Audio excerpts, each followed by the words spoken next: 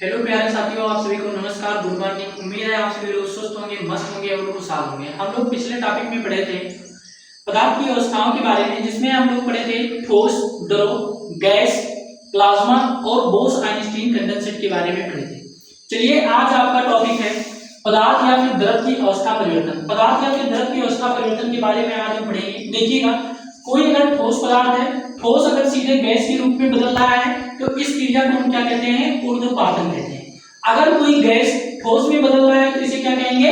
निक्षेपण कहते हैं। चलिएगा, अब हम ठोस के बारे में फिर से इसमें देखते हैं। देखिएगा, अगर कोई ठोस सीधे किस रूप में बदल रहा है? द्रव के रूप में बदल रहा है, तो इस क्रिया को हम क्या कहते हैं? संगलन कहते हैं। अगर कोई द्रव ठोस के रूप में बदल रहा है तो इस क्रिया को हम क्या कहेंगे? जमना कहते हैं।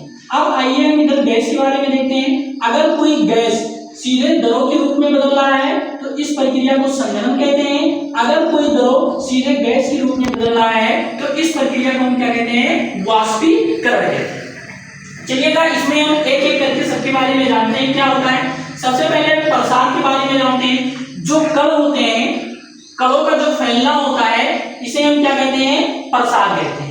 देखिएगा, जो गैस होता है, गैस में सबसे अधिक प्रसार की गुण पाई जाती है, जबकि जो ठोस अवस्था होती है, ठोसों में सबसे कम प्रसार की गुण पाई जाती है। अब देखिएगा, इसके बाद हम नेक्स्ट पॉइंट के ऊपर बात करते हैं। आपका हिमांक क्या होता है, जिसको हम फ्रीजिंग के नाम से जानते हैं। यानी हिमांक किसे कहते हैं या फिर फ्रीजिंग किसे कहते हैं? अगर कोई भी द्रव है, द्रव का ठोस में जो बदलना होता है, इसे हम क्या कहते हैं? हिमांक, या फिर इसी को क्या कहते हैं? फ्रीजिंग कहते हैं इंग्लिश में। यानी कोई भी द्रव होगा, द्रव सीधे किस रूप में बदलेगा? ठोस के रूप में बदलेगा। द्रव का सीधे ठोस के रूप में बदलना क्या कहलाता है? हिमांक कहलाता है, या इसी को इंग्लिश में फ्रीजिंग कहते हैं, या आप आम बोलचाल की भाषा में इसको क्या कह सकते हैं? जमना कह सकते हैं।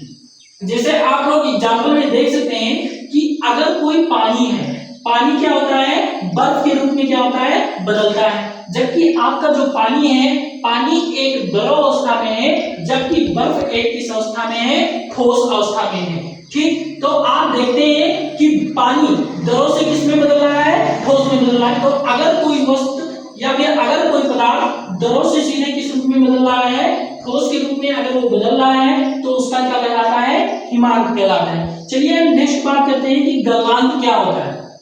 गलनांक क्या होता है?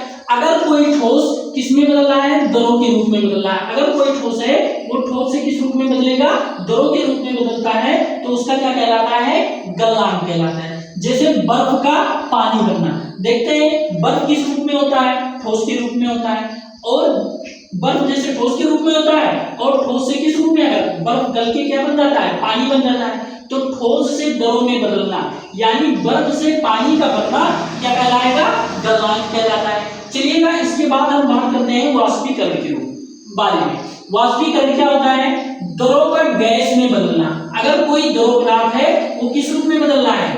गैस के रूप में बदल रहा है। ठीक है, यानी अगर द्रव पदार्थ से सीधे किस रूप में बदल रहा है? गैस के रूप में, तो उसे हम क्या कहते हैं? वाष्पीकरण कहते हैं। क्या कहते हैं? वाष्पीकरण कहते हैं। जैसे पानी का क्या होना? जल वाष्प बनना। पानी का क्या होना? जल वाष्प बनना क्या कहलाता है? वाष्पीकरण कहलाता है। ठीक है।